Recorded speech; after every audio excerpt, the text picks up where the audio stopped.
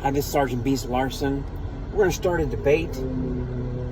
No-knock search warrants for police.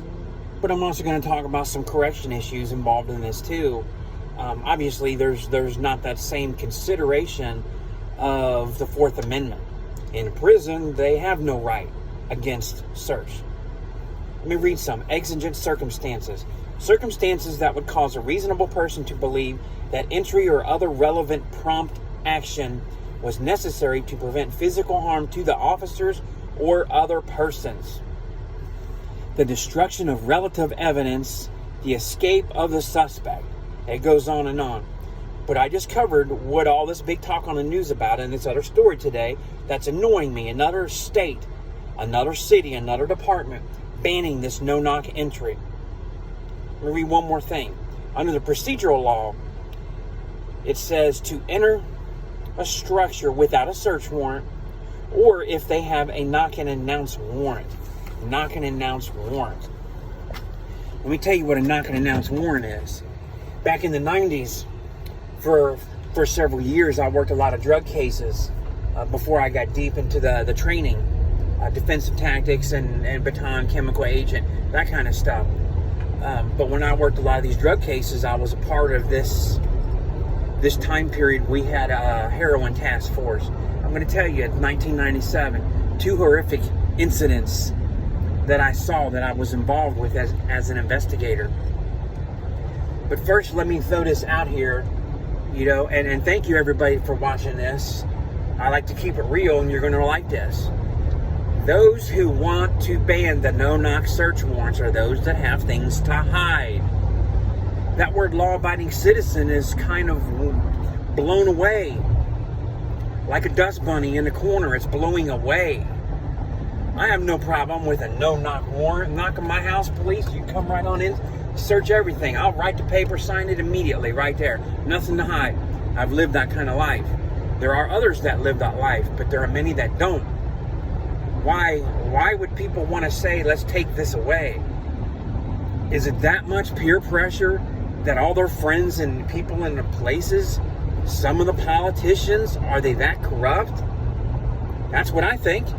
Why else would you want to take that away from the police? Here's an example. You and I, you're watching this video. You come with me, Officer Larson. I say, hey, I got information. Here's my case file. Read these pages real quick. Let's get briefed. Let's go knock on this door. So we go to the house. We knock on the door. Knock, knock, knock, knock, knock. Police. And we wait. And we knock. 3 minutes later, they come to the door. We explain to them why we're there. We talk to them. We ask them if we could come in and search. Whether we have a warrant or not, we're asking. Then they invite us. If we have a warrant, then we say 3 minutes later, hey, we have a search warrant, so we need you, to come outside and we're going to search your house. We'd spend the next 5 hours meticulously searching the house and come up 100% without drugs. You know why? They flushed it in those 3 minutes. That's what that no-knock warrant does. It secures the criminal time to get rid of evidence. Might be hard to get a body out while we got the house surrounded in 3 minutes. They can't just burn it in the basement. Well, no. But there goes the drugs and the paraphernalia. The bank records go in the fireplace or in the shredder. The paper documents. Let's see my list of drug contacts and dealers. The pimp and the prostitute list, their phone numbers, all that stuff. Or they get on their phone and start deleting things. Some of that can be retrieved. You get what I'm saying? The people that want to get rid of this no-knock stuff are the people that want time to get rid of their evidence. Gee, what a dumb idea. Yeah, I'm saying it, dumb idea. Lawmakers, politicians, police chiefs, don't get pulled into this. Don't ever agree to this. We investigated a lot of things. I did a lot of knock and talk. A knock and talk means I did not have a warrant. I go knock on a door and go in and say, hey, we got a complaint that you're growing marijuana in the house. Do you got any neighbors that hate you? Anybody trying to get you in trouble for something that's not true? And give them that not true out. Make them believe that they're not really doing it. And you know what? A lot of times it is out of spite. It's relationship spite. It's neighborhood spite. The Smith versus the Jones. They got a new car and you don't. So you're going to call the police and tell them that they're cutting up cocaine on the kitchen table right now. knock on the door, ask them, hey, is this going on? Would you mind if I come in, take a quick peek? Then I can log it in my computer and my statement. Let Sergeant know the house is nothing. It's a bad complaint, and you can be left alone. Then this will be polite. We're not destructing anything. We're not dumping your dresser drawers, tossing your closet. I use the word tossing. That means just throwing everything all around while we're searching. We're not doing any of that. It's very polite and respectful. And the people would let me search, and I tell them, if you've got something, tell me. I can write you a ticket and go to court in 2 months. I don't have to arrest you for, this misdemeanor stuff. They cooperated. It worked out very fine. You know what? Not one complaint to the sheriff, not one lawsuit, not one news media ordeal was I ever involved in. I treated people with respect. Let me tell you what happened sometime when we were investigating, and this is in Florence, Kentucky, Green Lawn Trailer Park, 1997. Right there at the corner of Dixie Highway and Mount Zion Road, US 25, Kentucky 536. Look it up on the map. Partner and I, we go to knock on the door. We had information, not enough for a search warrant. We wanted to try a knock and talk. Nothing. We go knock on the door of the trailer. Nothing. And trailers frequently in trailer parks look like damage to the door and a door frame. Did we believe we needed to go in just because they're marks? No, because we can't say, oh, it looked like forced entry, when 95% of the trailers look like forced entry. So legally, we didn't have a way. So we go and look in the window. We saw people laying on the floor. We knock, we announce louder, we trap the doorknob. The doorknob is unlocked. Unlocked. So you remember what I read to you? To make immediate or other prompt action to protect the officers or other people. People lying on the floor, they should wake up. If they're taking a nap, we were loud enough, they should have woke up. So we made entry under exigent circumstances. You know what we found that day?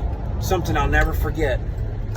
4 teenagers dead between ages of 13 and 16, all died from heroin overdose with syringes, tie-offs on their arms. 4 dead teenagers, nobody alive in the house, no parents, no nothing. We didn't take very long from being there, looking in the window, announcing really loud and getting in. I'm talking less than a minute. When you see somebody laying on the floor like that and they're absolutely not moving, their chest's not moving, not breathing, you don't wait 2 or 3 minutes to give it that, microscope look. Look at that situation I just explained. Think about that. You go knock on a door and people are shooting up, and you're waiting for them to come so you can make entry with your search warrant papers in your hand. 3 to 5 minutes later, people will be dead by then. Lives are going to be lost with this taking away, this no-knock warrant. Now, there are some specifics. Our judges worked very well. I had to do certain requirements, meet those for the prosecutor and the judge to allow me a no-knock warrant. And I wrote many search warrants for drug cases.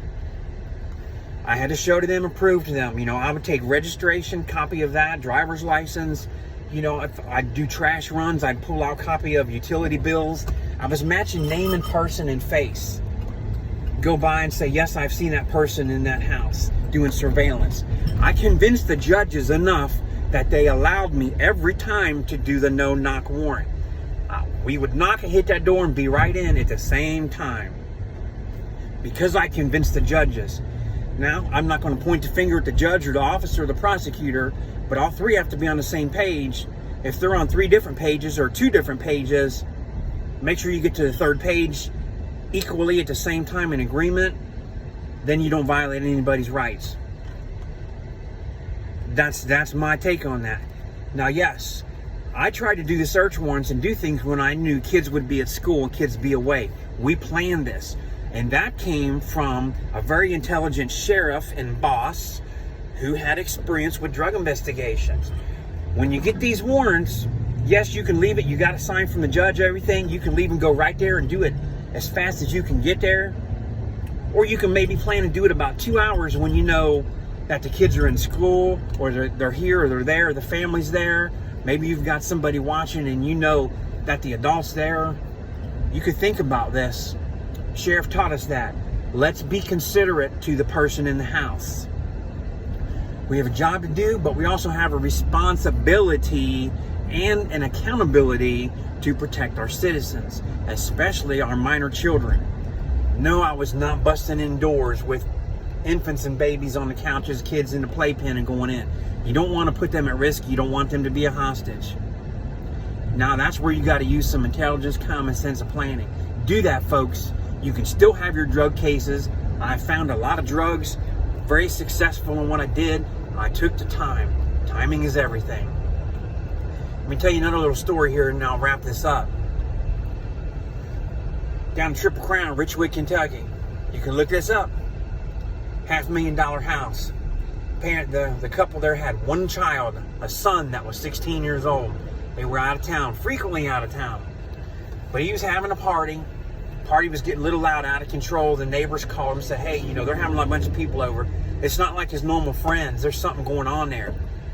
They weren't that far, so they rushed. They drove a couple hours back. They got home right after we did, but while CPR was in progress.